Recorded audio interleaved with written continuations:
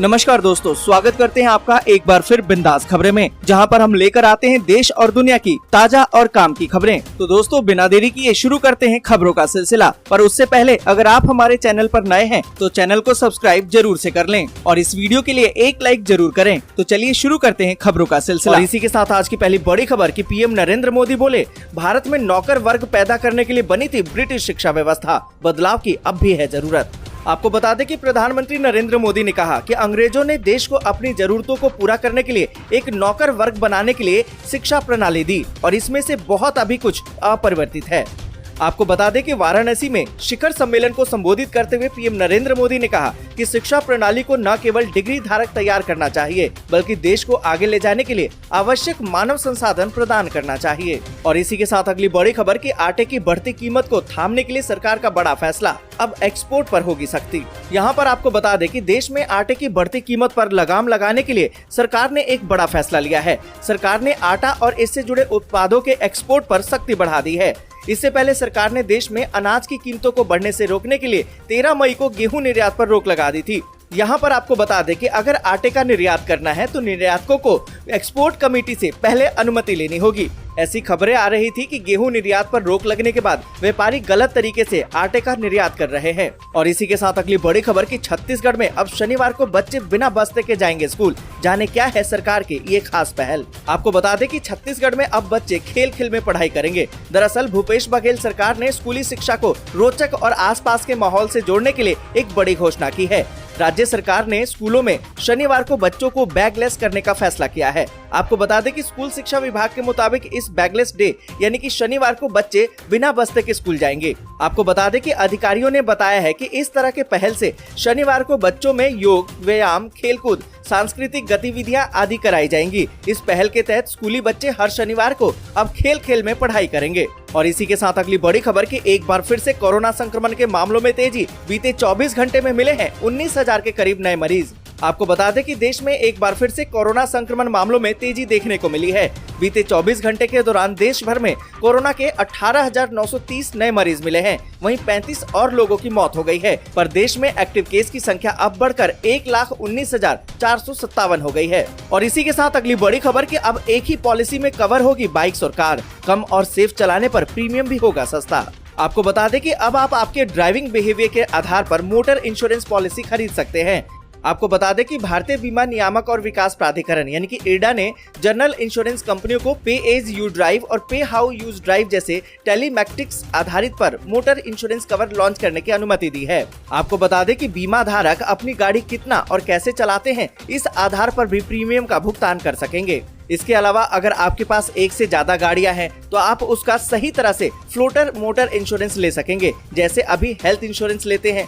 Floater policy में एक से अधिक वाहन रखने वाले व्यक्ति को अलग अलग वाहन के लिए अलग अलग पॉलिसी लेने की अब जरूरत नहीं होगी। इसका प्रीमियम एक कस्टमरी पॉलिसी की तुलना में थोड़ा अधिक होगा। हालांकि ये कई पॉलिसियों को खरीदने की तुलना में बहुत सस्ता होगा। और इसी के साथ अगली बड़ी खबर कि लालू यादव के शरीर में नहीं हो रहा है कोई भी मूवमेंट। जांच में जुटे हैं एम्स के डॉक्टर। पटना के मंदिरों में हो रही है पूजा। आपको बता दें कि राष्ट्रीय जनता दल प्रमुख लालू प्रसाद यादव के कंधे और पैर में चोट लगने की वजह से उन्हें अब दिल्ली के एम्स में भर्ती करा दिया गया है। आपको बता दें कि बिहार के पूर्व सीएम पटना स्थित अपने घर में सीढ़ी चढ़ने के दौरान गिर पड़े थे, जिसके बाद उन्हें पटना के एक अस्पताल में भर्ती कराया गया, लेकिन सुधार न होने के चलते अब उन्हें दिल्ली के एम्स में भर्ती करा दिया गया है।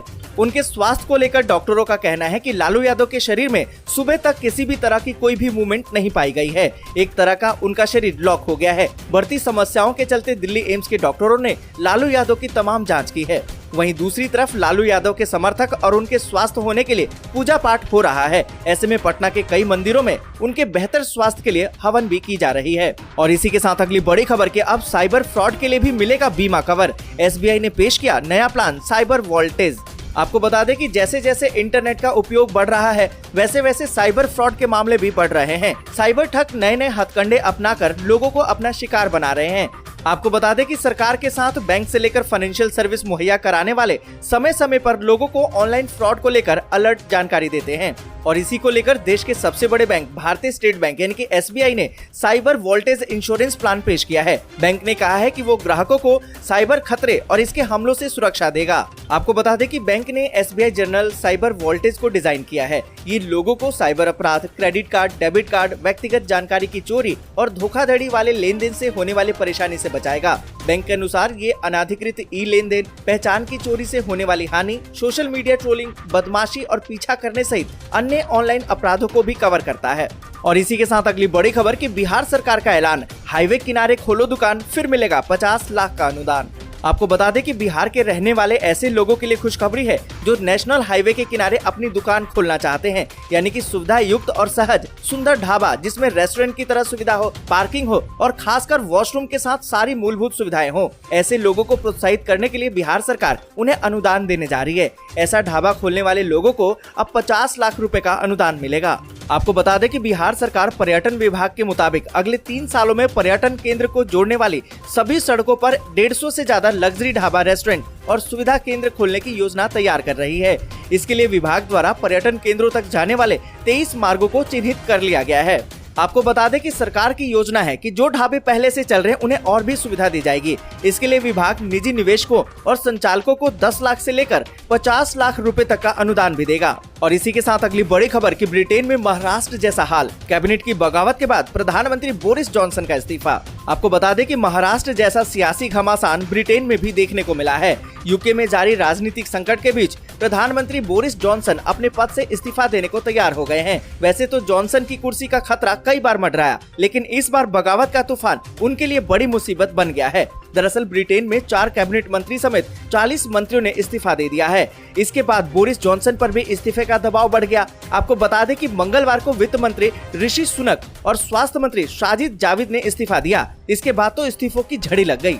और इसी के साथ अगली बड़ी खबर कि बाली में चीन के विदेश मंत्री से मिले एस जयशंकर। पूर्वी लद्दाख पर सेना की तैनाती समेत कई मुद्दों पर बात। आपको बता दें कि विदेश मंत्री एस जयशंकर ने गुरुवार को बाली में अपने चीनी समकक्ष के साथ बातचीत की। मुलाकात के बाद चीन ने कहा कि सीमा पर स्थिति स्थिर है और दोनों देशों के पास सीमावर्ती क्षेत्रों में शांति और स्थिरता की रक्षा करने की क्षमता है। जयशंकर ने गुरुवार को बाली में अपने चीनी समकक्ष के साथ बातचीत की और बताया कि इन मुद्दों को ध्यान केंद्रित करने के साथ ही ये बातचीत की गई है। इसकी जानकारी समाचार एजेंसी PTI ने दी है। और इसी के साथ अगली बड़ी खबर कि देश के कई हिस्सों में होने वाली है जोरदार बारिश, जारी हुआ है अलर्ट। आपको बता दें कि देश की आर्थिक राजधानी कहे जाने वाले मुंबई में पिछले कई दिनों से जमकर बारिश हो रही है। शहर के कई इलाकों में पानी भर गया है, जिससे कि यातायात प्रभावित हो गया है। इस बीच देश की राष्ट्रीय राजधानी दिल्ली में भी उम्मीद से कम बारिश हुई है। बीते 6 दिनों के दौरान दिल्ली में सिर्फ 2.6 मिलीमीटर बारिश दर्ज की गई है। भारतीय मौसम विज्ञान विभाग की माने तो जम्मू कश्मीर में अगले 24 घंटे के दौरान आंशिक रूप से बादल छाए रहने और छिटपुट जगहों पर हल्की बारिश की संभावना जताई गई है। और आपको बता दें कि केरल और तेलंगाना में भी भारी बारिश का अलर्ट जारी किया गया है। मुंबई की बात करें तो मुंबई, ठाणे और महाराष्ट्र के अन्य हिस्सों के लिए अगले 5 दिनों के लिए भारी बारिश का अलर्ट जारी किया गया है। विभाग ने 10 जुलाई तक मुंबई और ठाणे के लिए ऑरेंज अलर्ट जारी किया है। इस बीच रायगढ़, रत्नागिरी और सिंधुदुर्ग 9 जुलाई तक रेड और 10 जुलाई को ऑरेंज अलर्ट जारी किया गया है। वहीं आपको बता दें कि राष्ट्रीय राजधानी दिल्ली के लिए मौसम विभाग ने कहा है कि शनिवार को मध्यम बारिश से तापमान 33 डिग्री सेल्सियस तक के लिए। बस यहीं तक। वीडियो आपको अच्छी लगी हो तो लाइक और शेयर जरूर कर दें। अगर अभी तक आपने चैनल को सब्सक्राइब नहीं किया है तो सब्सक्राइब जरूर से कर लें।